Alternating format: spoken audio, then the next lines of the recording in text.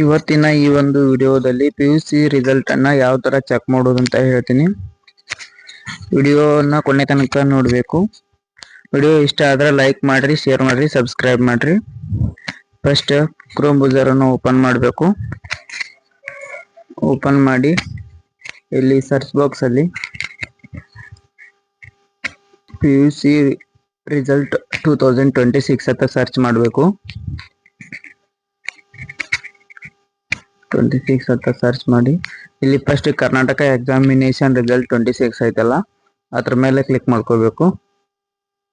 ಇಲ್ಲಿ ತೋರಿಸುತ್ತೆ ನೋಡಿ 2026 ದ್ವಿತೀಯ PUC ಪರೀಕ್ಷೆ 1ನೇ ಐತಲ್ಲ ಅಲ್ಲಿ ಕ್ಲಿಕ್ ಮಾಡ್ಕೊಂಡು ಇಲ್ಲಿ ನಿಮ್ದು ಹಾಲ್ ಟಿಕೆಟ್ ಮೇಲೆ ಇರೋ ರೋಲ್ ನಂಬರ್ ನ ಎಂಟ್ರಿ ಮಾಡಬೇಕಾಗುತ್ತೆ.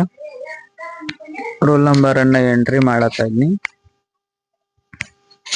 ಆಮೇಲೆ ನಿಮ್ ಸೆಲೆಕ್ಟ್ ಸಬ್ಜೆಕ್ಟ್ ಐತಲ್ಲ, ನೀವು ಆರ್ಟ್ಸ್ ಮಾಡಿದ್ರೆ ಆರ್ಟ್ಸ್, ಕಾಮರ್ಸ್ ಇದ್ರೆ ಸೈನ್ಸ್ ಇದ್ರೆ ಸೈನ್ಸ್, ಈಗ ನಾವು ಸೈನ್ಸ್ ತಗೋತೀನಿ. ಆಮೇಲೆ ಸಬ್ಮಿಟ್ ಮೇಲೆ ಕ್ಲಿಕ್ ಮಾಡ್ಕೋಬೇಕು. ಇಲ್ಲಿ ರಿಸಲ್ಟ್ ತೋರಿಸ್ತೈತಿ. ಮೇಲೆ candidate name, roll number, subject, ಎಷ್ಟೆಷ್ಟು ಮಾರ್ಕ್ಸ್ ಅನ್ನೋದು ಎಲ್ಲ ತೋರಿಸ್ತೈತಿ. ನೀವು ಬೇಕಂದ್ರೆ ಪ್ರಿಂಟ್ ತಗೋಬೇಕು, ಇಲ್ಲಾಂದ್ರೆ PDF ಸೇವ್ ಮಾಡ್ಕೋಬೇಕು. ವಿಡಿಯೋ ಇಷ್ಟ ಆದ್ರೆ ಲೈಕ್ ಮಾಡ್ರಿ.